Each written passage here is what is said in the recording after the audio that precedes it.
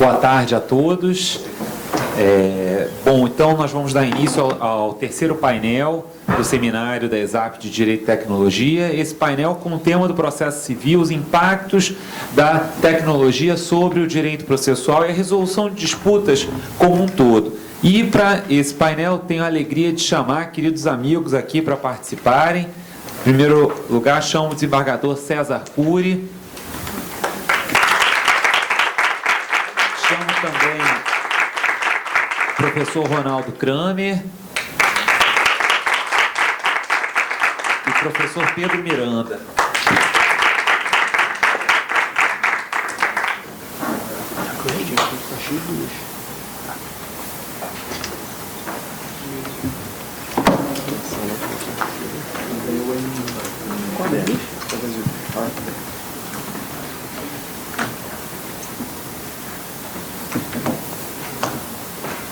Bom, e nesse painel, então, nós vamos começar com o professor César Cury, que é desembargador do nosso Tribunal de Justiça, é presidente do Núcleo Permanente de Métodos Consensuais de Solução de Conflitos do nosso Tribunal, membro da Comissão de Acesso à Justiça do Conselho Nacional de Justiça, mestre e doutorando em Direito, além de professor de cursos em matéria de direito processual e solução de conflitos. Professor César, tem a palavra. Obrigado. Bom dia a todos. Gostaria de inicialmente agradecer o convite que me foi feito, cumprimentar todos os presentes, na pessoa do nosso presidente aqui, professor Marco Antônio, querido amigo, fazer também um meu especial cumprimento ao doutor Rodrigo Valadão, querido amigo, que me apresentou pessoalmente o convite para estar aqui hoje. Gostaria também de cumprimentar todos os palestrantes que me antecederam. Aprendi muito, palestras realmente excepcionais e bastante impressionado com os temas apresentados. É difícil competir com o almoço, estamos todos nessa, a fome é comum, e, portanto, eu pretendo ser o mais breve possível. Eu gostaria de trazer dois exemplos de aplicação de recursos de tecnologia no Judiciário do Rio de Janeiro. Vou fazer uma pequena introdução, só para a gente se contextualizar. A gente vive um momento de profunda transformação, cujos resultados, cujo acesso, para nós, comuns, normais, é muito difícil. Para quem desenvolve a tecnologia, o conhecimento é imediato. As pessoas que desenvolvem as tecnologias sabem dela imediatamente. Para nós, isso chega tardiamente, porque as tecnologias levam algum tempo para serem disponibilizadas à sociedade. A gente pode dar um exemplo, dizendo que não se investe mais em tecnologia para a confecção de aparelhos de TV há mais de 5 anos. A gente não sabe quais são as tecnologias que estão sendo desenvolvidas. Mas em aparelho de TV, nenhuma empresa mais investe, porque o aparelho de TV está em extinção, sendo substituído por aparelhos de holograma, aparelhos holográficos com 32K de qualidade de imagem, que é o que vai chegar assim que todo o estoque de tecnologia presente, concebido a década passada, for esgotado pelo consumo. Isso, no entanto, não nos é apresentado, nós não sabemos exatamente o que se passa, nós somos leigos, estamos distantes disso. Guardadas essas peculiaridades do desenvolvimento da tecnologia e a chegada ao mundo do direito, o direito talvez seja a última área do conhecimento humano a ser alcançada pelas tecnologias da ciência da computação, da informação. A gente pode usar também como exemplo um serviço hospitalar ou de exames. Antigamente existia um profissional chamado técnico de laboratório, um sujeito com mais de 70 anos, bastante experiente, cujo instrumento de trabalho era uma pepeta, uma lâmina e um microscópio. O sangue era tirado, ele tirava uma gotinha, colocava ali e fazia toda a análise, descrevia tudo que tinha ali naquele sangue. Esse profissional acabou e hoje, se nós formos a um laboratório para fazer um exame de sangue e nos depararmos com um técnico de laboratório, nós vamos ficar meio surpresos. Talvez nós venhamos a preferir uma leitura informatizada, automatizada, computadorizada do nosso exame de sangue, exatamente como sai naqueles resultados, naqueles laudos que a gente pega nos laboratórios. Guardadas as proporções, é o que vai acontecer com o direito. Há uma tendência, e isso se acelera rapidamente, a que parte do trabalho que é feito pelo judiciário seja apropriado pela iniciativa privada e as controvérsias existentes, sobretudo nas relações de consumo, passem a ser tratadas por dispositivos automatizados, cuja legitimidade quem vai dizer é o próprio povo, o próprio usuário. E assim tem sido em todos os serviços disponibilizados para a sociedade. Há o que se chama de normatividade factual. Surge uma ideia tecnológica, a tecnologia é colocada à disposição. Geralmente não há legislação que preveja, como nós vimos aqui nas exposições anteriores, que preveja, que veja antecipadamente, regule antecipadamente aquela realidade sociológica que vai existir e que é legitimada pelo próprio usuário do serviço, pelo próprio cidadão. Exemplo disso são os aplicativos de transporte. Os aplicativos de transporte surgem, são validados pela sociedade, têm um modo próprio de trabalhar, têm um próprio modo de ser, e nenhuma legislação vai conseguir mudar se não fazendo meras adaptações, porque aquele aplicativo não funciona de outro jeito. Nós vamos ter, então, uma espécie de subversão nos parâmetros de normatização, porque aquela tradição feita pelo legislador, que tem uma ideia, ou do legislador que vê um fato social e que se propõe a regular, se torna cada vez menos constante, menos presente, em função do surgimento dessa normatividade que surge do próprio fato. O próprio fato se regula e é legitimado pela própria sociedade. O judiciário, feita essa breve introdução, no judiciário nós temos uma parte bem prática, algumas questões que impactam muito os serviços jurisdicionais, impactam a administração do tribunal, o trabalho do juiz, tem repercussões para os outros profissionais do direito, advogados, etc., e também para a sociedade sobre diversos aspectos. O que mais impacta a sociedade, os tribunais, em termos de solução de conflitos, são os processos crime. Os processos de crime, alguns deles têm baixíssima efetividade, o índice de resolutividade de casos é quase nenhum, e a gente pode usar como exemplo os processos dos crimes dolosos contra a vida. Do júri varia entre 1% e 3% os casos que são efetivamente elucidados e chegam até a fase final da execução. O que, em termos se a gente transformar isso em linguagem econômica, é um flagrante fracasso. Tirando, então, as questões criminais, quem mais impacta o tribunal são as execuções fiscais, porque ela tem uma taxa de congestionamento e taxa de retorno extremamente baixas, o que torna esse modelo absolutamente inepto, fracassado e precisa ser substituído, precisa ser atualizado. Não é um trabalho que gere retorno pessoal para o juiz, porque é um trabalho absolutamente mecanizado. Dificilmente se tem uma discussão de caráter relacional pessoal que tem que ter a intervenção de um humano para tratar com um conjunto de leis e uma dose de equanimidade as questões que são colocadas. Tirando essas duas matérias, existem duas outras que impactam muito o tribunal. Primeiro são as questões de família. As questões de família são penosas para o tribunal porque são questões que se prolongam, tem um curso muito prolongado, média de 4 anos e meio por processo. São questões que se desdobram em novas questões, os processos têm filhotes, como a gente costuma dizer, um divórcio, uma separação, uma execução, uma revisão de alimentos, modificação de cláusula e execuções, etc.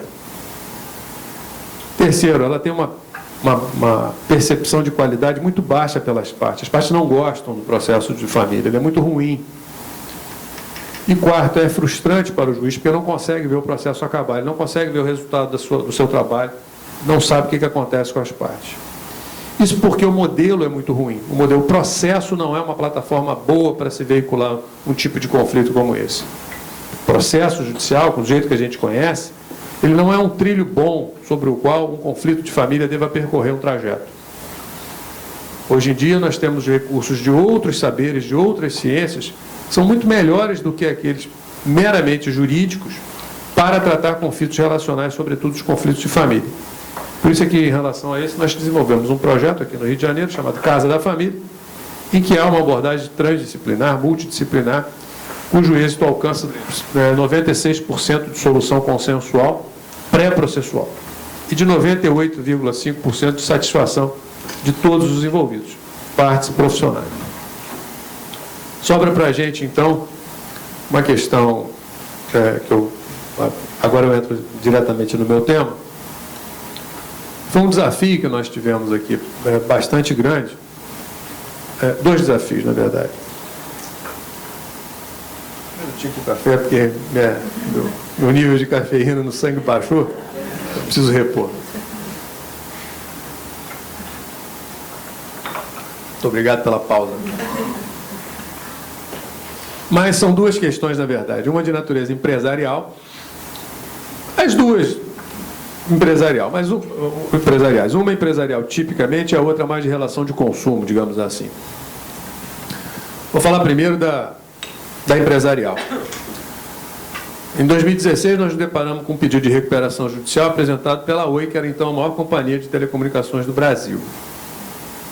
Os números eram assustadores: 65 bilhões de reais de dívida, 66 mil credores espalhados pelo Brasil e pelo exterior, uma ameaça iminente de quebra, ou seja, tinha uma certa ligeireza para poder fazer um processamento, cuja inicial tinha 400 mil folhas. 400 mil folhas. O juiz recebeu a inicial e emitiu uma decisão liminar positiva, admitindo a recuperação judicial em 2 dias. Quando esse processo foi apresentado ao sistema, ele travou. O sistema do tribunal é obsoleto. Não é o do TRF4, né?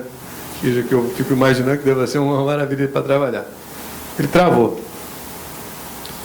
E eu estava lá no núcleo de mediação, onde eu trabalho, e o juiz me procurou dizendo o seguinte: olha, eu preciso de ajuda porque eu não consigo trabalhar nesse processo da forma convencional. Nós vamos precisar de uma outra história.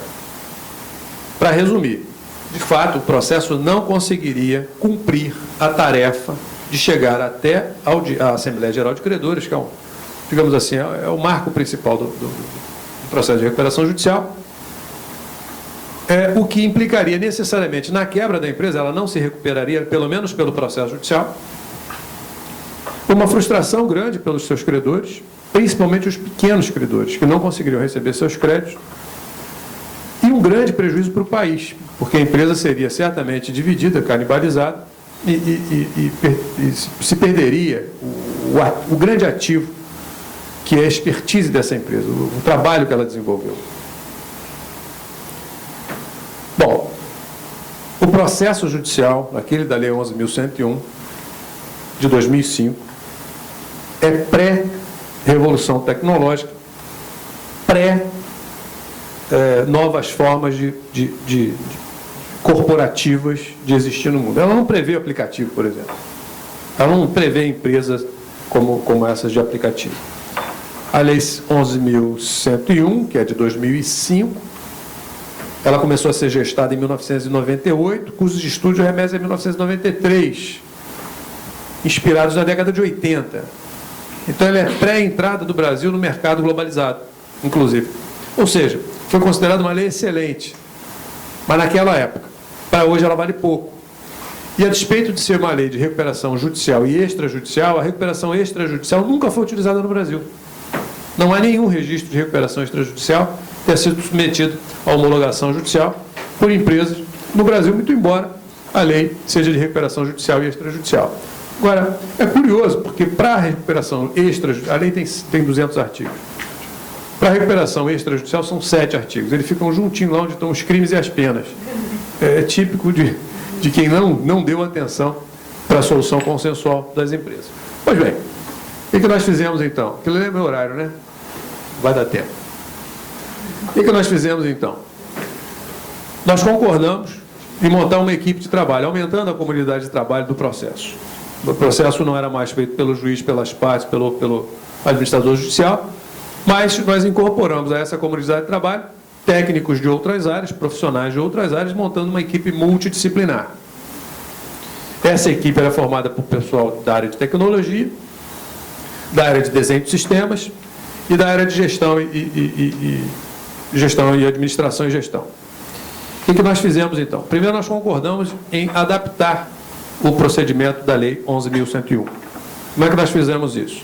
Nós pegamos emprestado as normas fundamentais do Código de Processo Civil, justificamos uma tendência à flexibilização do processo, de modo que ele atenda efetivamente às demandas sociais, e entendemos que a lei não poderia privar do direito ao processo de recuperação e ao processo de recebimento de crédito aquelas pessoas envolvidas naquela crise econômica, sejam empresas, sejam os credores. Então, nessa primeira parte foi feita. A segunda parte foi, então, feito um desenho de um sistema que cumpriu a função de um procedimento inicial, ao qual nós acoplamos ao processo da Lei 11.101. Então, nós crescemos o procedimento da Lei 11.101 para trás, para um estágio anterior. Isso foi justificado dizendo que nós precisaríamos dessa etapa para nela inserir um procedimento absolutamente automatizado. Porque humanamente, fisicamente, artesanalmente, nós não conseguiríamos processar 66 mil pedidos de recuperação judicial. Se houvesse uma impugnação para cada um, tivesse que mandar para o MP e julgarmos 66 mil pedidos de habilitação de crédito, das mais variadas classes de credores, não tem prazo para acabar. Nós estaríamos ainda recebendo as habilitações de crédito. Então decidimos que isso tinha que ser feito por um sistema informatizado, o sistema tinha que ser baseado em conteúdos de inteligência artificial, machine learning, deep learning e capacidade de leitura natural. Bom, terceira parte. Nós precisávamos de gente capaz para fazer isso. E o judiciário não tinha capacidade para isso. Não tinha capacidade física. Nós não temos sistema, nem temos como desenvolver, e nem temos gestores capazes de lidar com esse sistema, operar esse sistema. Então foi contratada uma facility, uma entidade de infraestrutura especificamente para isso. A entidade que foi contratada para isso foi a FGV, por acordo entre o juiz, o promotor e o administrador judicial da empresa. E foi validada judicialmente. Essa facility, então, foi instituída formalmente e recebeu como missão desenvolver um sistema que cumprisse a etapa preliminar do processo. O desenho desse sistema foi feito a múltiplas mãos, inclusive com a nossa participação. Nós tínhamos que ter capacidade de recebimento de documento, processamento, leitura de documentos, criação de padrões, identificação de padrões e capacidade de dar parâmetros para a tomada de decisão, porque a primeira solução seria consensual. Ou seja, nós identificamos que a grande maioria dos credores, cerca de 80%, tinha créditos ou inferiores ou pouco superiores a 50 mil reais. E foi oferecido, então, uma proposta de acordo, automatizada, em torno de 50 mil reais, 49.900 reais, e quem aceitasse, depois de tudo verificado, comprovado toda a legitimidade dos documentos, da habilitação do crédito, toda feita pelo sistema, sem intervenção humana, a pessoa recebia o seu crédito, fazia um acordo, um pacto de não petendo, não participava da Assembleia Geral de Credores, entregando isso a um trustee, que foi validado pelo tribunal depois de um recurso, e assim, fizemos isso foi instituído, a Fundação Getúlio Vargas conseguiu desenvolver esse sistema em inéditos 4 meses, trabalhando 24 horas por dia, o sistema foi testado e aprovado, e colocado no ar. Fizemos um trabalho com a OAB, etc., para poder animar o pessoal que estava muito resistente, mas todo mundo viu que era essa saída ou saída nenhuma. Quando nós abrimos o sistema, no primeiro dia, tivemos 4 mil credenciamentos de mediadores, 28 mil advogados credenciados no Brasil inteiro. Tem mais de 1 milhão de horas de streaming, de chat, de vídeos, enfim, de todas as formas de comunicação. Nos primeiros 4 dias foram 23 mil habilitações de crédito e nos dias que se seguiram foram feitos, a última notícia que eu tenho, que são 46 mil acordos realizados, deve estar em 48 mil acordos realizados, nenhuma impugnação. Zero impugnação. Nenhuma folha de papel, Todas as decisões foram homologadas em lotes automáticos por certificado digital, do nosso todo. E nós conseguimos cumprir o stay period de 180 dias para fazer a Assembleia Geral de Credores. Até fizemos uma calendarização nesse tempo e ampliamos um pouco mais, talvez 2 meses, se eu não me engano. Mas o fato é que aconteceu. Tivemos um único recurso, foi de um banco chinês. Ele impugnou esse modelo, o Tribunal do Rio manteve, ele foi para a STJ, o STJ manteve, e recentemente nós recebemos um pedido desse mesmo banco para continuar a usar o sistema, porque ele é altamente confiável, e ele ainda tem negociações com os bondholders espalhados pelo Brasil, pelo mundo, e gostaria de continuar usando esse sistema, porque todo o banco de dados está estruturado e disponível para os usuários, com níveis diferenciados de acesso. O que isso significa? Isso significa que, no mundo que nós vivemos, e nós temos que olhar pelo menos para os próximos 10 anos, essa vai ser uma realidade. Primeira, o judiciário não trata mais de questões relacionais simples derivadas de consumo imediato. 0. O usuário não quer um juiz para decidir se o celular dele tem que ser trocado ou não. Se tiver uma boa plataforma que faça isso, ele vai preferir, principalmente se for de graça. Quem legitima essa normatividade factual é o próprio usuário do serviço, é o próprio consumidor. E o judiciário não tem mais nada com isso. Razão pela qual os juizados especiais cíveis deverão ser extintos ou radicalmente modificados, porque deverão se tornar sistemas de julgamento, sobretudo repetitivos e vinculativos, deixando a parte de conciliação e atendimento presencial, ou para os aplicativos, ou para os núcleos de mediação que já estão estruturados nos tribunais. Há uma outra experiência, que essa acabou de começar, então os senhores vão poder acompanhar pela frente. Porque uma das outras áreas que muito impactam o tribunal é a área de saúde, principalmente saúde suplementar. E por quê? Primeiro, porque ela tem sempre uma questão liminar, uma tutela de urgência. Essa tutela sempre entra pelo plantão noturno, e o juiz que está de plantão, coitado, não pode dormir. Se tiver um pedido de urgência, risco de morte, o juiz vai dar a liminar, mesmo se estiver dormindo. Esse processo, depois da tutela de urgência, ele não anda mais. É um processo caro, for satisfeito o problema, resolvido o problema, não se tem mais interesse no processo. É um processo caro, porque pode envolver perícia, é um processo longo, porque ele se arrasta por muito tempo, porque ele não termina, e é um processo em que a fraude é muito fácil. Muito fácil ter fraude. A gente detectou inúmeras formas de fraude. Com base nisso, desenvolvemos um projeto em que compartilhamos com as empresas de saúde, as 85%, 89% do mercado aderiu a esse modelo, elas são responsáveis pelo tratamento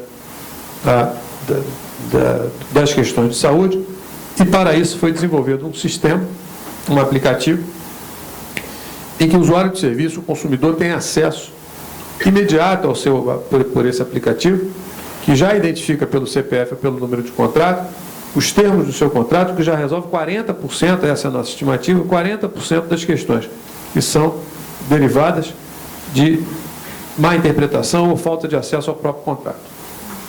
A partir daí, o programa baseado em inteligência artificial e machine learning, ele adota parâmetros, a cada acordo ele adota como parâmetro para tomada de decisão futura, subsidiando o advogado ou o consumidor com propostas de solução consensual que já tenham sido validadas pelo próprio sistema. Então, o sistema ele não apenas identifica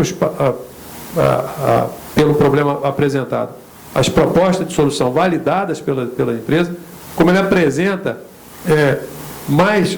maior quantidade de parâmetros, como, por exemplo, orientação dos julgados mais recentes, qual tem sido o limite de um dano moral, tempo de internação. Isso tudo é compilado pelo sistema e apresentado como parâmetros para tomadas de decisão.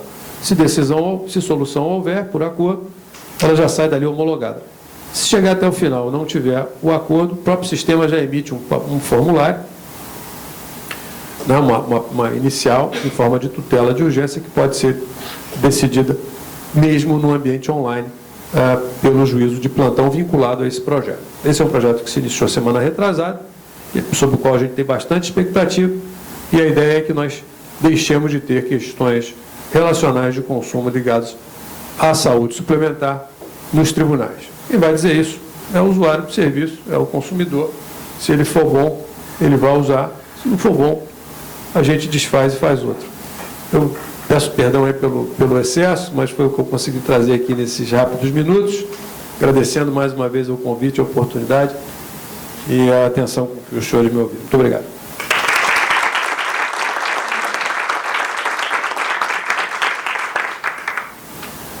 Obrigado, professor César, pela exposição, trazendo aí vários casos que são paradigmáticos, né, e que mostram como a tecnologia ela pode vir a serviço de realmente a gente poder fazer a diferença na sociedade. O caso Oi, em especial, rompeu vários paradigmas do próprio conhecimento tradicional sobre a insolvência, né, e esse caso da saúde suplementar, que já vinha acompanhando porque o amigo já me contava disso e de como vinha se dedicando a esses projetos para melhorar a nossa justiça aqui do Rio de Janeiro. Acho que tem tudo para ser também uma grande melhora da qualidade do acesso à justiça para a nossa população. Parabenizo aí também por todas as iniciativas que vem tendo no nosso tribunal quanto a isso. Bom, e passo então agora para o professor Ronaldo Kramer, que vai tratar do tema inteligência artificial e precedentes. O professor Ronaldo Kramer é doutor e mestre em Direito Processual pela PUC de São Paulo, é professor de Direito Processual Civil da PUC Rio e onde é professor tanto da graduação de curso de pós-graduação, além de ser o presidente da Comissão Nacional de Processo Civil do Conselho Federal da OAB. Professor Ronaldo, tem a palavra. Obrigado, bom dia a todos. Primeiro, quero cumprimentar meu vice-presidente da OAB Nacional, doutor Luiz Viana. É um prazer encontrá-lo, é uma honra estar num evento com Vossa Excelência. Cumprimento meus colegas de mesa, meu querido amigo professor Marco Antônio Rodrigues, embaixador César Cury, meu querido direto amigo professor Pedro Miranda. É uma alegria participar de um evento que discute direito e tecnologia, inteligência artificial e suas relações com o processo, com o direito, e isso é um desafio para nós hoje. É um tema que tem me encantado, não só porque eu sou advogado, não só porque eu gosto de tecnologia, mas porque a gente precisa disso, a gente precisa que a tecnologia entre no direito e melhore o ambiente do direito para nós. A revolução tecnológica é irresistível, não tem como ser contra ela, nós temos que aproveitar o que é de melhor da revolução tecnológica para o ambiente judicial. Eu fiz uma apresentação, mas só para nortear meu raciocínio e também ilustrar algumas passagens e tornar a fala um pouco mais dinâmica. Eu vou trabalhar com 3 premissas sobre esse tema que é relacionado à inteligência artificial e precedentes. São 3 premissas do momento e em cima delas eu vou construir meu raciocínio. A primeira premissa: o processo judicial ainda é uma das principais portas de acesso à justiça. É claro que aqui, diante do desembargador César Cury, nós temos hoje a mediação crescendo cada vez mais, mas o processo judicial ainda é uma das principais portas para o acesso à justiça. A segunda premissa é: o processo judicial, apesar do novo Código de Processo Civil, e é interessante que o novo Código de Processo Civil ele não veio para trazer celeridade ao processo e sim qualidade ao processo, mas é uma lei nova, poderia também ter trazido um pouco mais de celeridade, mas apesar do novo CPC, o processo judicial ainda continua lento.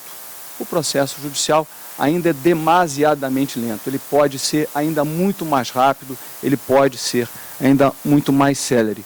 E a terceira premissa é: a morosidade da justiça, a morosidade do processo judicial, ela contrasta com a rapidez que nós temos nos movimentos de outras relações da nossa vida. Por exemplo, não faz muito tempo, para fazer uma transferência bancária, eu precisava ir ao banco e ir ao caixa. Se não tivesse uma conta especial, eu tinha que ir ao caixa fazer uma transferência bancária. Se eu tivesse uma conta especial, eu ia lá para o gerente e pedia a ele para fazer na minha frente. Hoje eu faço isso num celular durante um evento e faço em poucos minutos. Hoje eu consulto um saldo, faço uma transferência bancária, faço qualquer tipo de operação bancária, desço e ponho dinheiro numa aplicação financeira, tudo isso num aplicativo.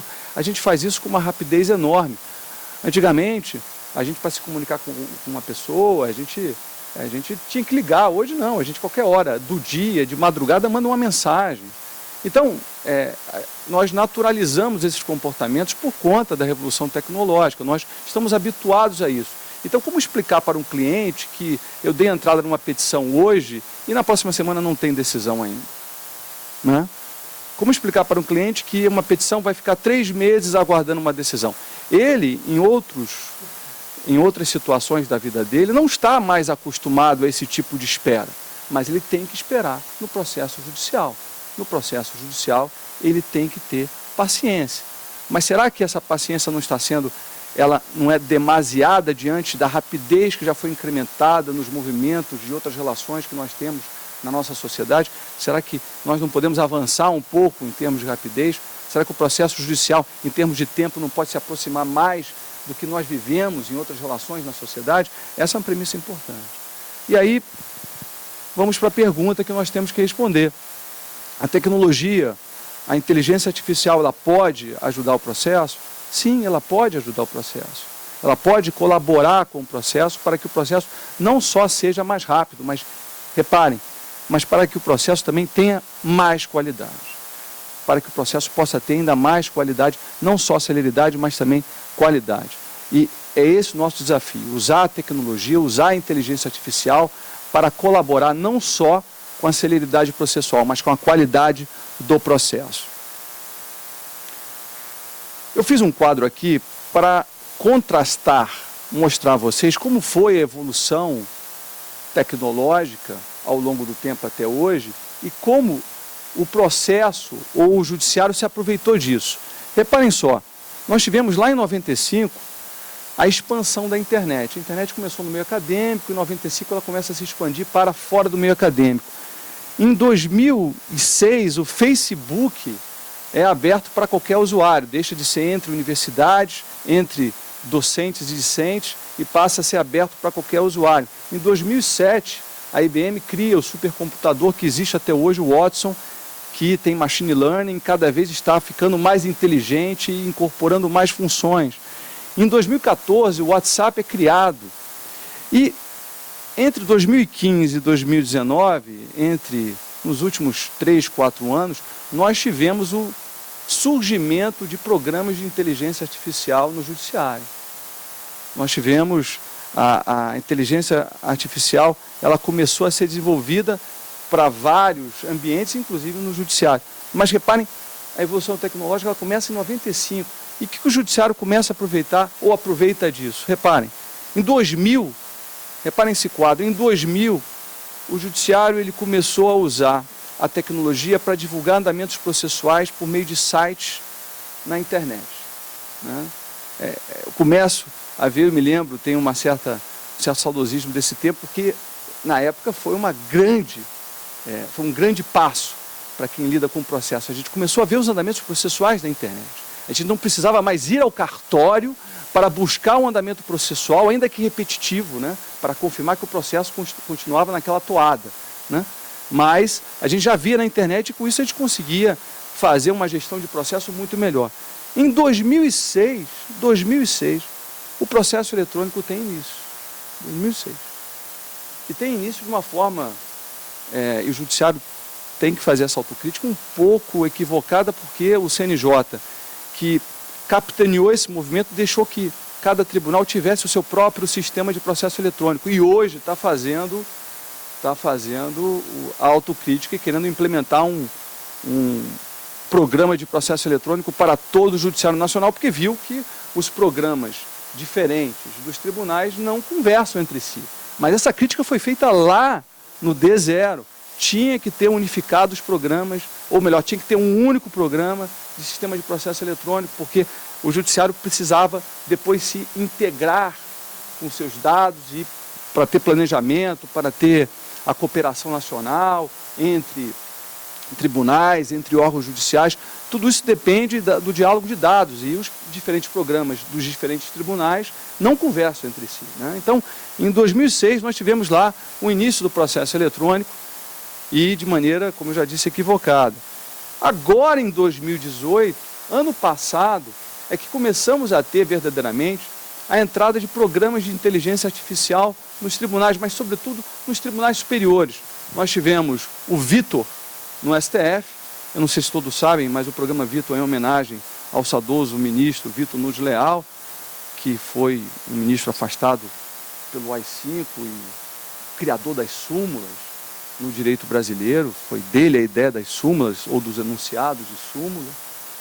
E tivemos também o início do programa de inteligência artificial no STJ, o Sócrates. Esses dois programas, eles foram pensados para facilitar aos gabinetes de ministros o encontro de precedentes para aplicação em casos concretos. Eles foram pensados inicialmente para isso. Esses programas vão pegar os processos, vão ler os processos e indicar quais são os precedentes aplicáveis aos casos concretos, facilitando essa busca por precedentes nos gabinetes dos ministros. Hoje, se nós conversamos com os coordenadores desses programas, eles já dizem que esses programas podem fazer muito mais do que isso. Eles não só encontram os precedentes, mas como eles já têm capacidade de dizer se o precedente se aplica ou não, como se aplica, e inclusive sugerir uma redação de decisão para afastar ou aplicar o precedente.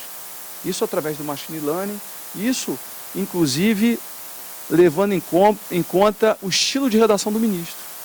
Através do machine learning, ele incorpora o estilo de redação do ministro e faz uma sugestão de redação ao estilo de redação do ministro, aplicando ou afastando o precedente. É claro que isso não está sendo usado, mas essa é a potencialidade a que se chegou o programa. O programa já pode fazer isso.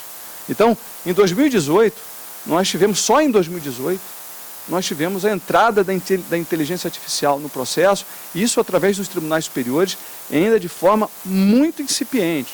O que nós usamos hoje de inteligência artificial no processo é simplesmente busca de precedentes e sugestão de aplicação de precedentes em casos concretos, mais nada, e isso, sobretudo, nos tribunais superiores. Para nós incorporarmos a inteligência artificial no processo, a gente tem que fazer isso de uma forma pensada, refletida e vendo quais são os limites disso. Encontrar quais são os pontos em que o ser humano é ruim, em que o ser humano ele não vai bem, para que a inteligência artificial possa colaborar com essas deficiências e melhorar o processo, não só a rapidez, mas a qualidade. E aí, minhas caras e meus caros, tem duas funções em que nós somos muito ruins: repetição de padrões e trabalhar com massa de dados. Quem aqui já foi estagiário, já teve um estagiário, já viveu essa situação, acho que invariavelmente. Chegou para um estagiário e pediu assim: olha, eu tenho aqui uma contestação, eu quero que você faça uma contestação, copia e cola dessa, só troca o nome das partes, mais nada, não mexe em nada, é a mesma contestação. Você faz o seguinte, só muda a qualificação, bem diferente. Às vezes a segunda pode vir idêntica, mas a terceira ele vai mudar alguma coisa, ele não resiste, ou por descuido ele deixa um parágrafo de fora, ou seja, nós somos ruins em repetição de padrões. Não à toa, reparem esse quadro. Vocês sabem o que é isso? Isso são as rotas aéreas. Os aviões, eles não são pilotados por humanos. Quem acha que os aviões são pilotados por humanos incide num grave erro. Os aviões são pilotados por máquinas. E é necessário que seja assim, porque nós temos, essas são as rotas aéreas em torno de São Paulo. Os aviões têm que seguir nessas rotas aéreas, eles não podem se afastar. Há muitos aviões no céu, então eles têm que seguir por essas rotas aéreas. Se fosse um humano pilotando um avião, ele não conseguiria seguir. Então o que faz um piloto? Isso já tem vídeo no YouTube, vocês podem ver. Ele decola o avião, quando chega a 400 pés, ele liga o piloto automático entra por uma rota aérea, vai por uma rota aérea e segue por essa rota aérea irresistivelmente. Ele vai por essa rota aérea sem 1 centímetro para um lado ou para outro, ele segue literalmente a rota aérea. Então, isso é repetição de padrão. As rotas aéreas nos céus só são possíveis porque são pilotos automáticos que pilotam os aviões e repetem padrões toda hora seguindo por essas rotas aéreas imaginárias que a gente não consegue ver. Então isso é um grande exemplo, não vai ser a primeira vez que eu vou recorrer à aviação para demonstrar como a inteligência artificial pode ajudar o direito. E outra função em que nós somos muito ruins é trabalhar com massa de dados. Nós temos uma capacidade limitada para trabalhar com massa de dados. Nós não conseguimos trabalhar com muitos dados e a velocidade com que nós trabalhamos com dados é uma velocidade muito ruim. Então, nisso, o ser humano é muito ruim, nessas duas funções, repetição de padrões e trabalhar com massa de dados. E a máquina é muito boa nisso, ela é excelente nisso. Ela repete padrões e ela trabalha com uma velocidade cada vez maior, cada vez menor, com um volume cada vez maior de massa de dados. Nós temos hoje, cada vez mais, menos velocidade de máquina trabalhando com mais volume de massa de dados. Isso é um negócio impressionante. Isso impressiona. Nós temos, dizem que o limite disso ainda a gente não sabe, o processamento de dados das máquinas, como elas podem processar dados das máquinas. Há um conto, 1950, do Isaac Asimov, chamado A Resposta, em que ele conta a seguinte história. A Terra entrou em contato com outros planetas e fez comunicação com outros planetas, isso num futuro muito distante. Eles decidiram unir os seus dados através de um supercomputador que pudesse processar aqueles dados e dar qualquer resposta para qualquer ser daqueles planetas. E aí esse supercomputador foi criado, ele incorporou as massas, ou a massa de dados desses planetas, e foi entregue ao representante da Terra o direito de fazer a primeira pergunta. E ele perguntou a esse supercomputador que processava esse grande volume de dados. Ele fez a seguinte pergunta: Deus existe? E o supercomputador respondeu: agora existe. Né? Então, esse é um conto que é um conto pessimista, obviamente, em relação à evolução tecnológica, mas é uma brincadeira que o Isaac Asimov faz com essa capacidade ilimitada que tem o computador, a máquina, de trabalhar com cada vez um volume maior de massa de dados. Então, nessas duas funções, nós somos ruins e a máquina pode nos ajudar. Como é que eu imagino a entrada da inteligência artificial? Como é que eu vejo isso nos meus estudos, nas minhas reflexões, a entrada da inteligência artificial no processo, como ela pode contribuir? Aqui, desembargador César Cury, que já fez uma crítica à lei de recuperação de empresas, eu faço uma crítica ao Código de Processo Civil, talvez a única crítica que eu tenho mais aguda em relação ao Código de Processo Civil de 2015. O CPC de 2015, ele, infelizmente, foi pensado para o processo de papel. Ele não foi pensado para o processo eletrônico. As soluções processuais do novo CPC foram soluções pensadas a partir do processo de papel. Ele não tem respostas, ele não tem uma adaptação como poderia ter melhor para o processo eletrônico, para essas novas tecnologias, para a inteligência artificial, inclusive. Então, em vista disso, como é que eu vejo a entrada da inteligência artificial no processo? Nós vamos encontrar no Código de Processo Civil, a partir do Código de Processo Civil, 3 interessantes formas de atuação da inteligência artificial. O primeiro é o uso das plataformas de comunicação que nós temos hoje na internet para comunicações processuais, né? E aqui não é bem inteligência artificial, é mais tecnologia. Mas é inacreditável que nós tenhamos, minhas caras e meus caros, carta precatória. Carta precatória só pode ser fetiche de processualista. Não, isso tem que sumir, isso é uma vergonha. Carta precatória. Hoje, por WhatsApp, nós nos comunicamos e nós temos que fazer carta precatória, ainda que eletronicamente. Ainda que eletronicamente. Isso é inacreditável. o modelo da carta precatória é um modelo antiquado, ele não corresponde à contemporaneidade, ele não corresponde ao que nós temos de tecnologia hoje. Nós temos que avançar para outras formas de comunicação. Então, enquanto a sociedade se comunica por plataformas de comunicação na internet, o processo se comunica por carta precatória. Feita eletronicamente é uma piada, não é? Uma carta precatória feita eletronicamente. Então, tem que haver incorporação das formas de comunicação que nós temos via internet para o processo. Isso tem que ser feito. Isso pode ser feito, por exemplo, por negócio processual. Isso já é uma ideia, já é pelo menos uma porta que nós encontramos no novo CPC para o uso da tecnologia. As partes podem, por negócio processual, e aí eu acho que teria que envolver o juiz, as partes e o juiz combinarem de as comunicações processuais naquele processo serem feitas por WhatsApp ou por qualquer outro meio de comunicação que seja mais rápido do que a intimação via portal. Pois bem, o outro uso que eu vejo é a inteligência artificial para a gestão dos processos. Nós temos vários processos repetitivos, como já adiantou, e todos sabem, já adiantou o desembargador César Cury nas suas experiências práticas em relação à mediação, no caso da recuperação judicial da OI, sobretudo.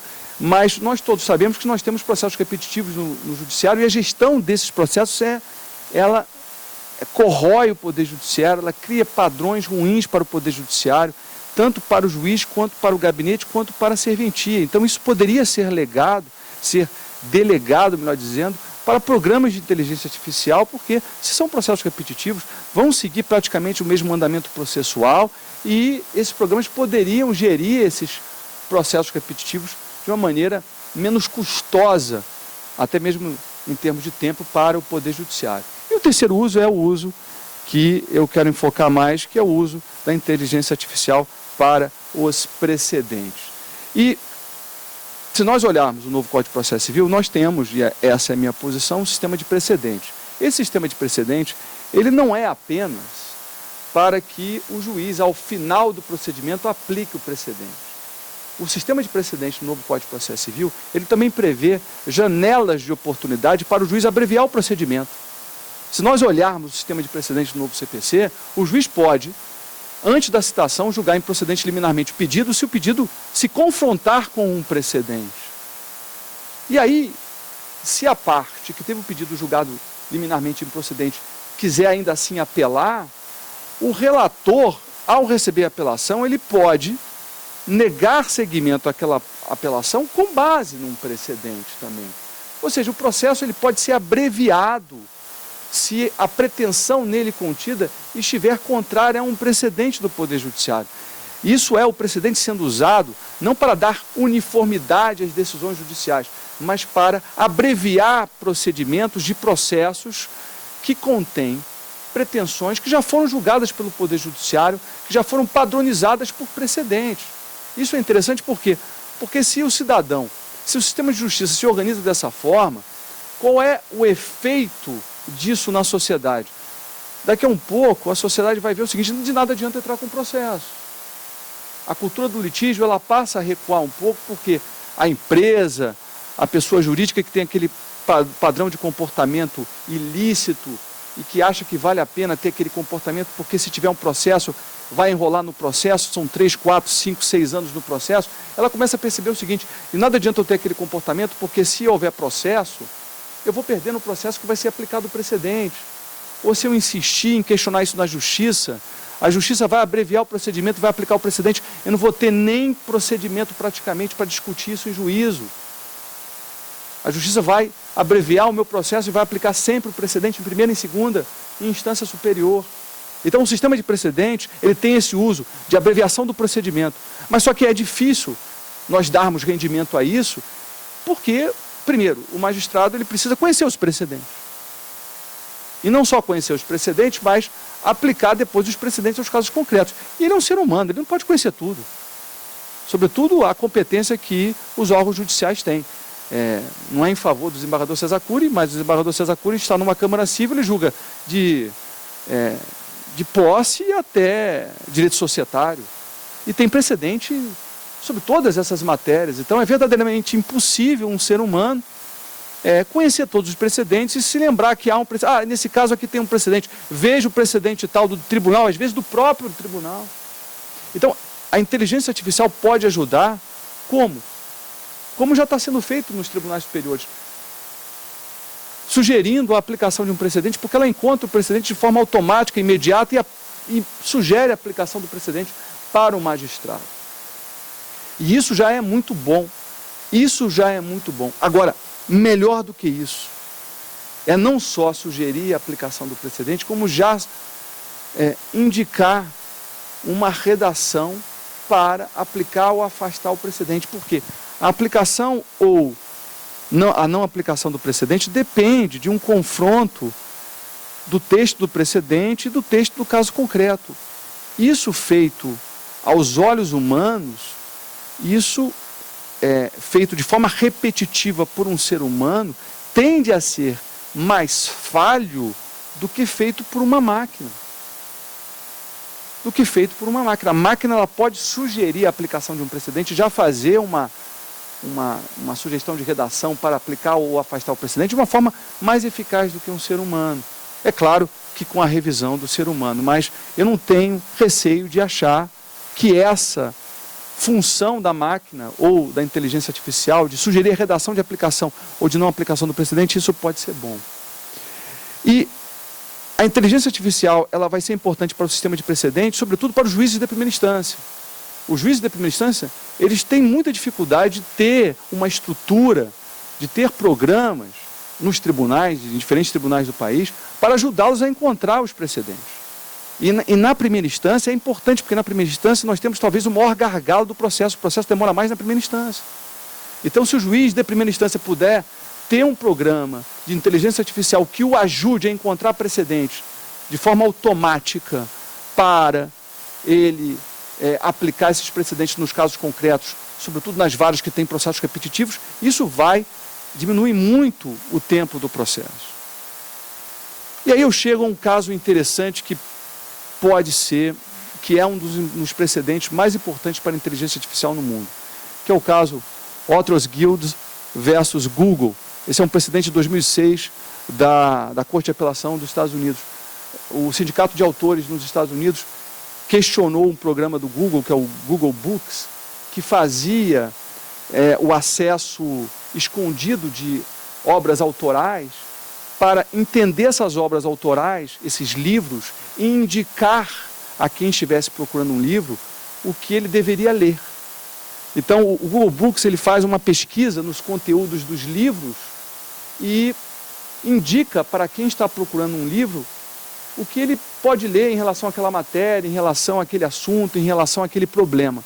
E aí o Sindicato de Autores diz, olha, o Google Books está infringindo direitos autorais, porque ele está entrando em obras protegidas por direitos autorais para melhorar o seu serviço. Isso é usar obra de outros em violação de direitos autorais. O segundo circuito da Corte de Apelação de Nova York entendeu que isso não viola direitos autorais. Entendeu o seguinte, que não viola direitos autorais o uso de obras ou de dados protegidos por direitos autorais para o machine learning.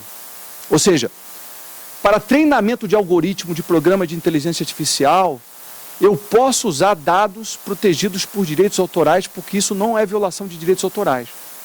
Isto é, um programa de inteligência artificial ele pode fazer buscas e aprender em cima de obras protegidas, em cima de dados protegidos por direitos autorais e repetir esses padrões que ele compreendeu a partir dessa busca em obras protegidas por direitos autorais, que isso não vai ser violação de direito autoral. E por que isso vai ser interessante? Porque os programas de inteligência artificial, minhas caras e meus caros, eles podem daqui a pouco ler livros de processo e compreender o processo a partir do desembargador César Cury, a partir do professor Pedro Miranda, e repetir padrões ou comportamentos que eles aprenderam nesses livros. E isso não é violação de direitos autorais.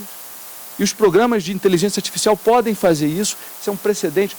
Claro, isso vai ser discutido ainda no Brasil, não há um caso desses no Brasil, mas esse precedente lá nos Estados Unidos, que é um precedente da Corte de Apelação. Houve até um recurso para a Corte Suprema norte-americana, que por razões processuais não quis julgar o recurso e manteve o precedente da Corte de Apelação de Nova York. Então esse precedente é muito importante, é um precedente que tem influenciado a evolução dos programas de inteligência artificial mundo afora. Indo para o final, qual é a pergunta que nós temos que responder? Nesse avanço dos programas de inteligência artificial sobre o processo, e aqui na temática dos precedentes, o que nós queremos? Nós queremos que a máquina seja protagonista ou que o ser humano seja protagonista. Nós queremos que a máquina nos ajude a sermos ainda protagonistas na aplicação dos precedentes, ou nós queremos que a máquina seja protagonista e nós ajudemos a máquina nesse protagonismo? Quem vai ter o protagonismo? O que nós queremos? Essa discussão, minhas caras e meus caros, nós temos na aviação. Airbus versus Boeing, dois estilos de voo completamente diferentes. A Airbus acredita que o ser humano não pode ser protagonista numa cabine de avião, que a máquina tem que pilotar e o ser humano ajuda a máquina. A Boeing é o contrário. A Boeing acredita que o ser humano tem que ser protagonista na cabine do avião e a máquina tem que ajudar o ser humano. A gente já vê o desenho da cabine de um avião da Airbus, não tem um manche, é um joystick, aqui no cantinho. É um negócio perturbador para quem não conhece. Você olha, não tem lá o manche para puxar o avião, é um joystick do lado. E o piloto faz pequenos movimentos para subir o avião e virar o avião. No Boeing, tem lá. Tem um manche, tem mais lugares para o piloto pegar, porque ele conduz o avião. E esses dois estilos de voo representam a discussão que nós temos que ter. O ser humano vai ser protagonista na aplicação dos precedentes e a inteligência artificial vai ajudá-lo ou não? O que nós queremos? Sinceramente, essa é uma dúvida que eu tenho.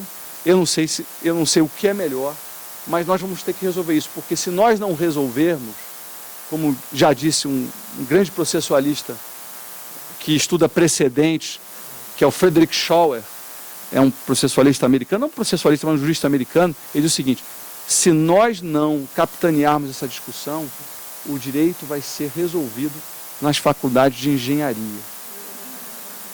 É eles que vão decidir, e daqui a pouco o desembargador César Cury vai perguntar para o pessoal de informática do tribunal, mas dá para fazer isso? O que ele vai responder? O sistema não permite.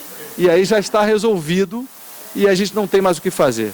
Então, minhas caras e meus caros, aqui foi muito mais um compartilhamento de dúvidas e questões sobre esse tema que é fantástico a respeito da aplicação da inteligência artificial no processo, sobretudo na área de precedentes. Muito obrigado pela atenção e me desculpe um pouco pelo adiantado.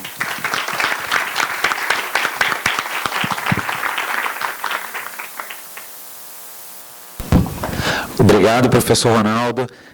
Até brincava aqui com o professor César Cury, que é por isso, parece outros, que eu prefiro a Boeing, porque realmente o ser humano tem que continuar sendo o protagonista. A inteligência artificial deve ser uma ferramenta de apoio para melhorar a vida da sociedade, mas não substituir o papel que o humano tem, a avaliação que o humano tem, como em vários casos a gente já viu acontecendo sistemas de inteligência artificial que se tornando preconceituosos quando interagiam com robôs, por exemplo. E, bom, então, agradeço a sua exposição e passo agora ao professor Pedro Miranda, que é advogado, é professor nos cursos de graduação, mestrado e doutorado da Universidade Federal de Santa Catarina, é também doutor e mestre em Direito Processual pela PUC de São Paulo e coordenador nacional de Direito Processual Civil da Escola Nacional de Advocacia. Professor Pedro, muito obrigado aí pela participação. Bom dia a todos, na verdade, boa tarde. Já ultrapassamos as 13 horas. É uma satisfação estar aqui na Procuradoria-Geral do Estado do Rio de Janeiro. Agradeço o convite, Marco. Um prazer enorme estar aqui. E um desafio, falar depois do desembargador César Cury, meu querido amigo Ronaldo Kramer, sobre um tema: inteligência artificial e recursos.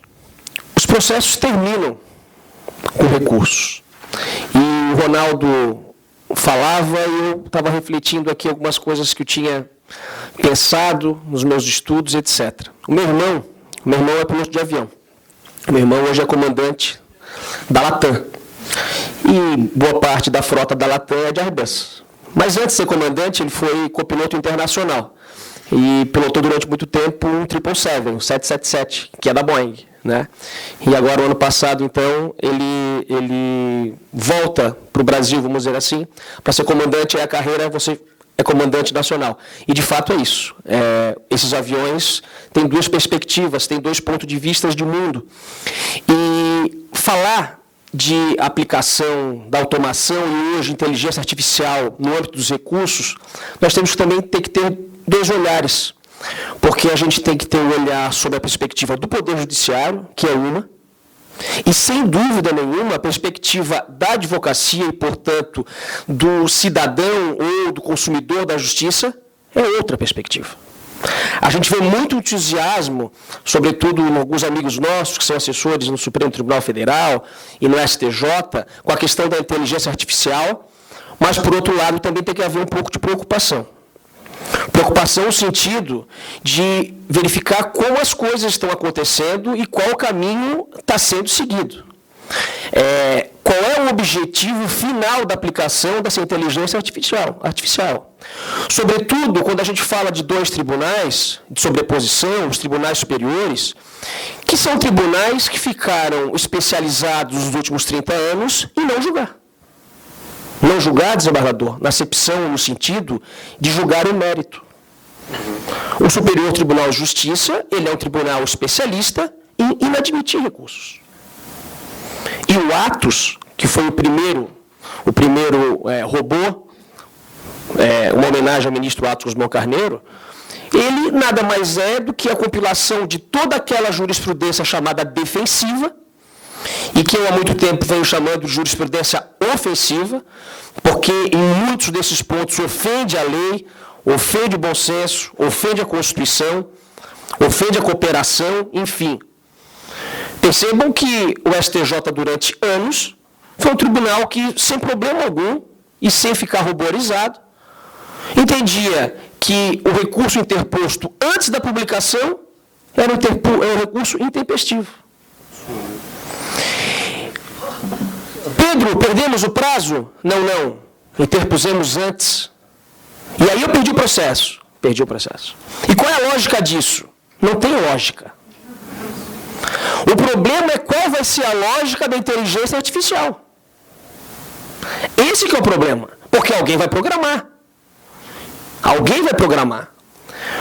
Porque quando você pega todo aquele acervo de decisões, são decisões inadmitindo recursos. E eu não consigo ver no horizonte próximo, e nem longínquo, algo que mude esse panorama.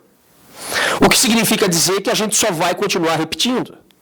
E que talvez a vantagem desse modelo seja o tempo. E talvez a confirmação de que os tribunais locais é que de fato são os tribunais de justiça. E não os tribunais de sobreposição. Embora tenhamos o nome lá Superior Tribunal de Justiça, no fundo e no sistema brasileiro, o STJ não faz parte, ou não compõe, os tribunais de justiça. Ele é um tribunal de sobreposição, assim como o Supremo Tribunal Federal. Nós tivemos uma evolução enorme nos últimos anos. O Brasil mudou.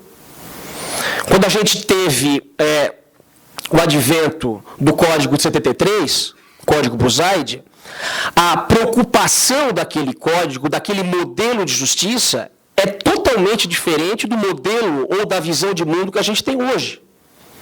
Os números dizem isso. Eu gosto de dizer que números não dizem tudo, mas revelam muita coisa. Para quem gosta de futebol, e o Brasil foi tricampeão na década de 70, mais precisamente no ano de 1970, a música daquela época, um pouco fanista, é verdade? Era uma época de ditadura militar. Se dizia 90 milhões em ação. Para frente, Brasil, salve a seleção. Hoje nós temos no Brasil 110 milhões de ações. E esse final de semana, pesquisando algumas coisas para a gente poder conversar aqui, eu li uma entrevista do presidente do TJ do Rio de Janeiro e trazendo um número impactante. O Rio de Janeiro tem cerca de 17 milhões de habitantes e tem 11 milhões de ações tramitando no estado do Rio na justiça estadual. Entrevista do presidente do TJRJ.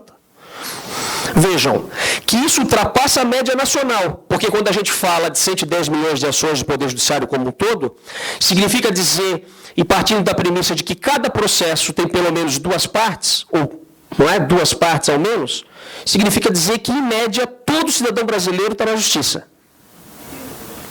Porque são 220 milhões de partes, ao menos. E aqui no Rio de Janeiro, ultrapassa. Isso é fruto de quê? Porque todo olhar é para uma questão de uma justiça que virou uma justiça de massa. E virou uma justiça de massa porque o Brasil virou uma sociedade de consumo. A palavra efetividade você não acha no Código Buzaide. Não havia essa preocupação. Quando você lê a exposição de motivos do ministro Alfredo Buzaide, você não vê preocupação alguma com a questão da efetividade, celeridade. Essas palavrinhas foram palavras mágicas que surgiram depois da Constituição de 88. Porque a verdade é que aquele código que se propunha a ser um código muito mais científico, e de fato era, elogiado no mundo inteiro, ele fica de alguma maneira defasado 15 anos depois com o advento da Constituição Federal. E a Constituição Federal traz um catálogo enorme de novos direitos que o CPC não previa lá atrás. A grande discussão nos anos 90 era verificar quais dispositivos do CPC tinham sido ou não recepcionados pela Constituição de 88.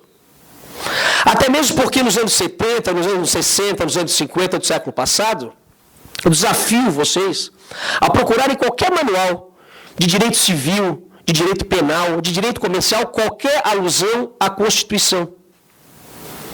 O grande marco teórico, na verdade, e de pilares do direito brasileiro, era a lei de introdução do Código Civil. É lá que você tinha direito adquirido, coisa julgada, porque as constituições elas eram alteradas a cada década. E não havia um olhar da doutrina com uma Constituição acima da lei federal. Essa Constituição nova, jovem, não é? Que trouxe já na própria estrutura do Código de Processo, do Sistema Brasileiro, de Organização Judiciária, traz o STJ, cria o STJ, e o STJ ele é criado, num primeiro momento, para, de alguma forma, desafogar o Supremo Tribunal Federal. Lembrando que o nosso Supremo Tribunal Federal é um tribunal de 1891, um tribunal constitucional, é verdade, um tribunal, de alguma maneira, copiado da Suprema Corte norte-americana, mas que é um tribunal que funciona muito diferente. E aí eu volto aos números. 100 mil processos é o que o Supremo tem julgado ano a ano. 100 mil. São 10 ministros julgando. O presidente não recebe distribuição. Isso significa que, em média, cada ministro julga 10 mil processos. 10 mil processos por ano. E se a gente pegar o judiciário, que funciona, em média, vamos pegar para fazer uma conta grosso modo aqui, 10 meses ao ano, significa que cada ministro supremo julga 1000 processos por mês.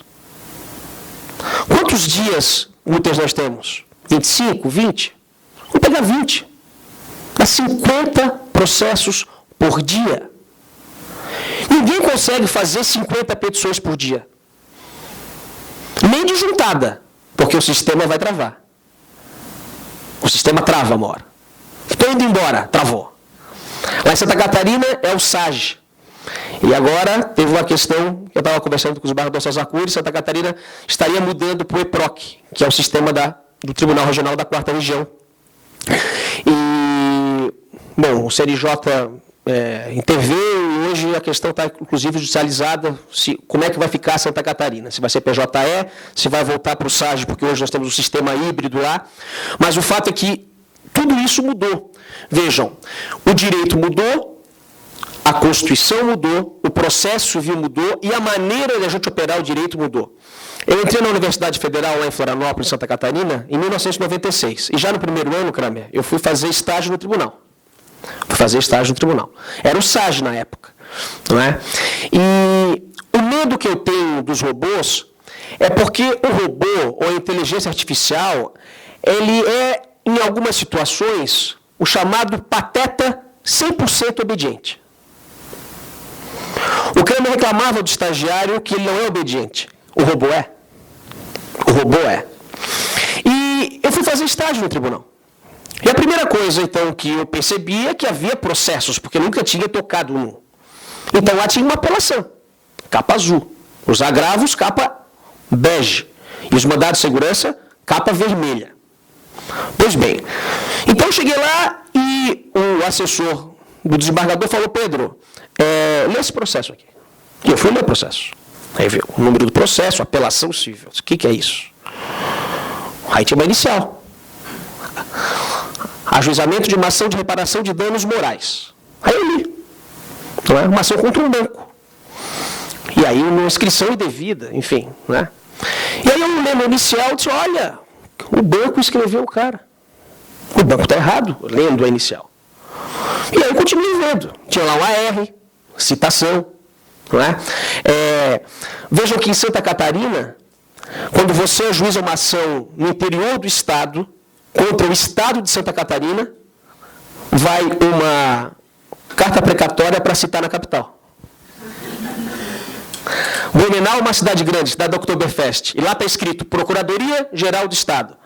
Você ajuiza a ação em Blumenau, mas lá não pode receber a citação. Tem que uma carta precatória para a capital, para citar na base central da Procuradoria. Isso é sensacional, é genial. Não é? E o Estado não aceita de forma alguma. Então tem uma briga lá na OAB, do Tribunal de Justiça, mas o Estado não quer ser citado em Blumenau, ele só quer ser citado em Florianópolis, enfim. Então tem que ir uma carta precatória para lá. Vejam que isso é uma vertente de um processo que ainda tem grandes consequências aqui. De fato, o CPC deixa a desejar em vários pontos, mas ele também ele permite também, ele indica lá na carta precatória que seja feita por videoconferência, enfim. Não é? Defendendo um pouco aqui o CPC. Mas vejam só, eu vi o processo e aí depois tinha a contestação do banco. Isso olha só, o banco não tem razão nenhuma de estar contestando, mas é muito cara de pau. O processo físico. Bom, o fato é que eu, depois de ler o processo inteiro, o pateta, aqui obediente, que era o estagiário, que é o talvez o robô, e aí a minha preocupação, Pedro, você vai fazer um relatório. Comecei a fazer então relatórios para os acordos. Eu sabia escrever, sabia a língua portuguesa, então comecei a fazer os relatórios. Pois bem, aí fiquei lá uns 4 meses fazendo o relatório e depois o assessor pegava o relatório e fazia a decisão, fazia o processo, subsunção, etc. Bom, agora o Pedro está bom o relatório. Agora ele vai começar a julgar, então, embargos de declaração. Então me deram um modelo. Poder Judiciário de Santa Catarina, e lá estava escrito assim, embargos de declaração. Cabimento apenas nas hipóteses de contradição, omissão ou obscuridade, ainda não havia erro material. Não verificado nenhum dos vícios, embargos rejeitados. Então eu aplicava aquilo 5 vezes por dia. Eu fazia 5 acordos por dia, inadmitido todo e qualquer embargo de declaração. E se fosse do réu, aplicava a multa por litigância de má-fé. Recurso protelatório. Bom, eu era o robô. Me ensinaram a fazer aquilo e era aquilo que eu replicava. A minha preocupação é que o robô de hoje faz exatamente isso. Porque alguém programou. Não existem decisões do STJ, pelo menos não verifico aqui, decisões monocráticas admitindo recurso. E vejam que talvez esse seja o caminho mesmo, porque na admissão de recurso especial ou recurso extraordinário, nada mais é que fortalecimento dos tribunais locais, que são os tribunais de justiça. Quem dá a última palavra no direito brasileiro, no final das contas, em 95% dos processos, são os tribunais locais. Porque os números dizem isso. Uma vez ter posto o recurso especial, nem 10% são admitidos. E quando chegam no STJ,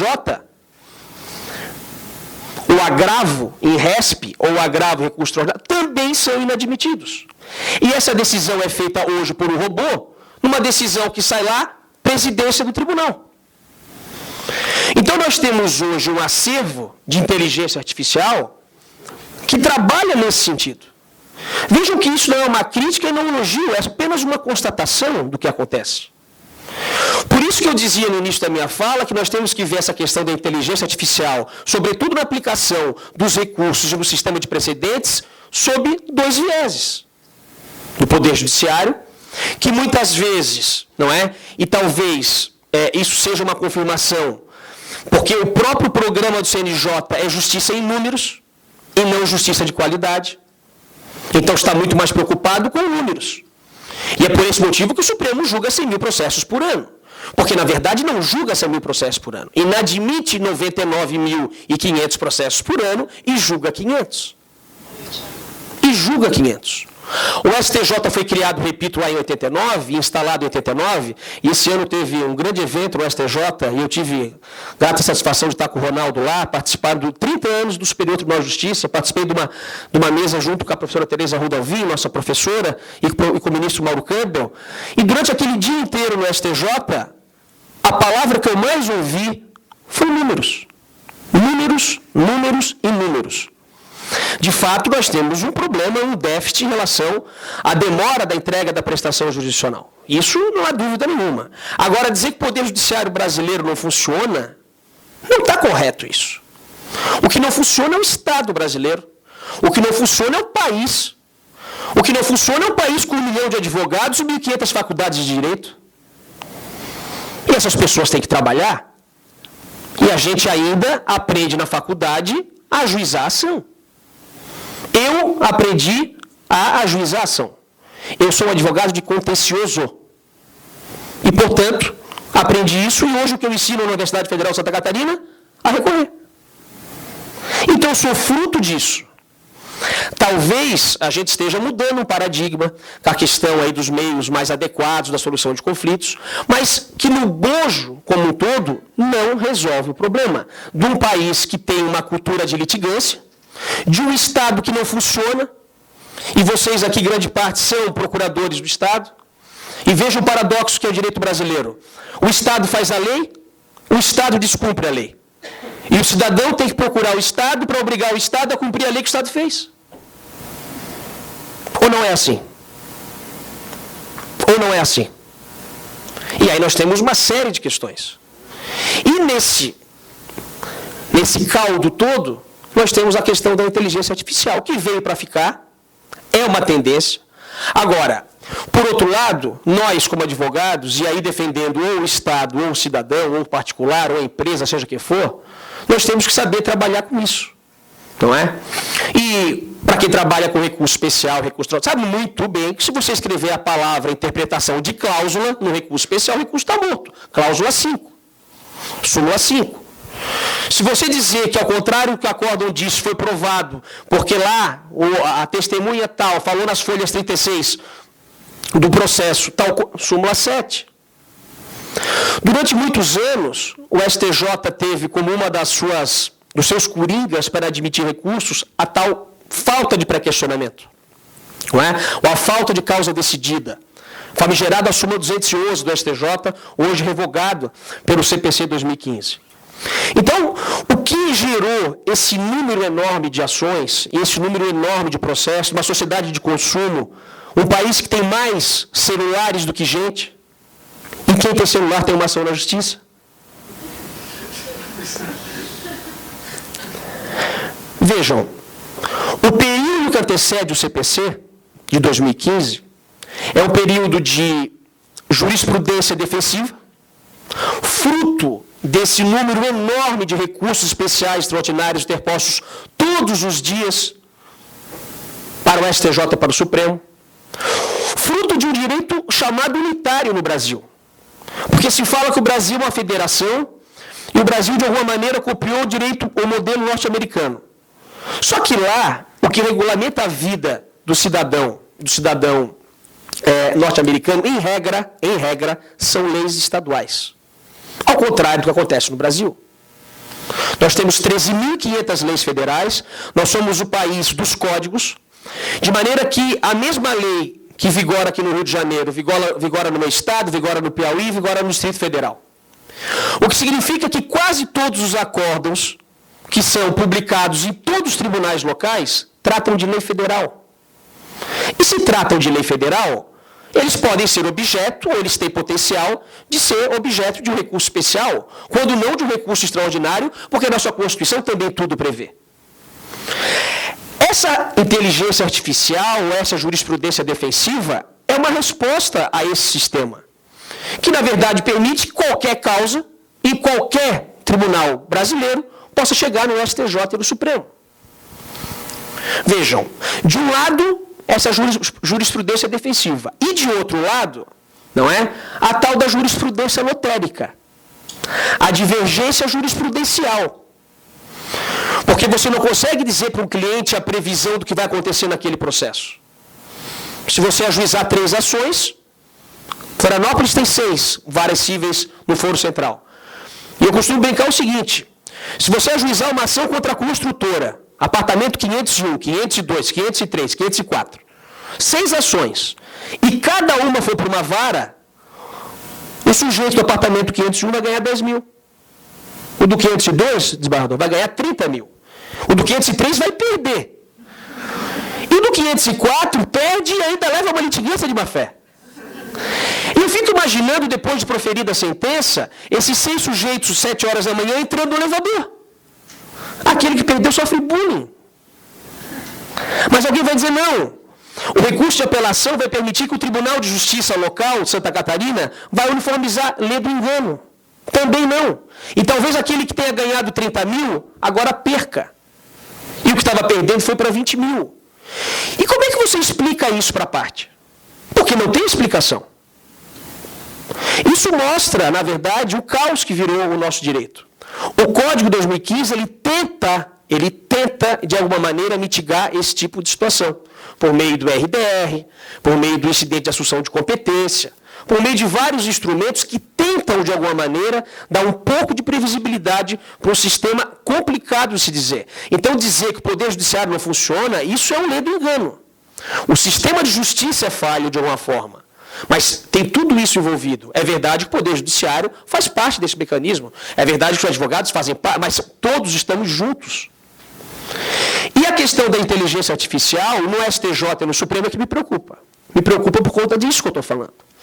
Porque a inteligência artificial não vai conseguir resolver problemas, me parece, ligados ao direito de família. Onde o que você tem é questão de fato. Direito criminal, talvez ajude na dosimetria da pena. Não é? E já sai um texto lá, você coloca quais são as agravantes, quais são os atenuantes, e aí ok. Me parece que bacana. Agora, o direito vivo, que é o direito de família, vejam que é uma oposição completa ao direito tributário, que muitos de vocês aqui, procuradores, trabalham. O direito tributário é o direito mais frio, é o direito mais afastado do fato. E, portanto, mais factível para a aplicação do sistema de precedentes e para algum robô dizer aqui a alíquota tal, aqui a alíquota não é tal. Mas para o direito de família, que é estar lá no outro lado, eu tenho um pouco de dificuldade. Meu tempo está terminando. E tentando complementar um pouco o que o Ronaldo falou. O papel do advogado, me parece, fica um pouco reduzido quando você vai ter a aplicação desses robôs, seja, não é? Vejam, e no STJ nós temos de uma maneira o Atos ligado a questões de admissibilidade. E o Sócrates a questões de mérito, a aplicação dos precedentes. Da conjunção desses dois sistemas, me parece que pouco prazo, ou enfim, alguém vai apertar um botão lá em um determinado momento e vai sair uma decisão, ou um projeto de decisão. Não é? Onde é que entra a advocacia aqui? Primeiro, não é? É aquilo que a doutrina aí ligada à questão da inteligência artificial fala do direito dos tais dos blind points, os pontos cegos. E a questão do distinguishing, de dizer, epa, esse meu caso é diferente. Talvez o nosso trabalho seja exatamente nisso. Na questão, vejam que eu sempre gosto de dizer o seguinte, o advogado não pode errar. O juiz de primeiro grau ele pode errar. Porque as decisões proferidas por ele têm controle, de alguma maneira. Controle das partes, que recorrem, que agravam, que apelam, e aí o TJ do Rio é que vai dar a resposta, via de regra final, pro caso concreto. Porque o que se leva para o STJ hoje é muito pouco. E o STJ julga menos ainda daquilo que lá chega. Vejam que eu não estou dizendo que os números não são exorbitantes em relação a decisões. Estou falando de decisões que apreciam o mérito. E sempre que o STJ inadmite o recurso, na verdade ele está abrindo mão da sua jurisdição e permitindo que as decisões dos tribunais locais transitem em julgado e façam coisa julgada material. Talvez seja esse o caminho. É verdade que nós pagamos um preço muito alto no direito brasileiro, com a ideia de que o nosso direito é unitário, e que a mesma lei tem que ser interpretada aqui no Rio de Janeiro e lá em Santa Catarina, vendo que nós somos um país de dimensões continentais, não é? E que talvez algo explique que em Santa Catarina seja de uma forma e que no Rio Grande do Norte seja outra. E quando o STJ inadmite recurso, de alguma maneira ele está permitindo que isso aconteça. E os tribunais locais ganham aqui, nesse ponto, um protagonismo. Protagonismo que o sistema não deu aos tribunais locais, mas que o direito hoje dá. Entre números e justiça, eu fico com justiça. Entre robôs e pessoas, eu ainda fico com pessoas. É isso. Muito obrigado.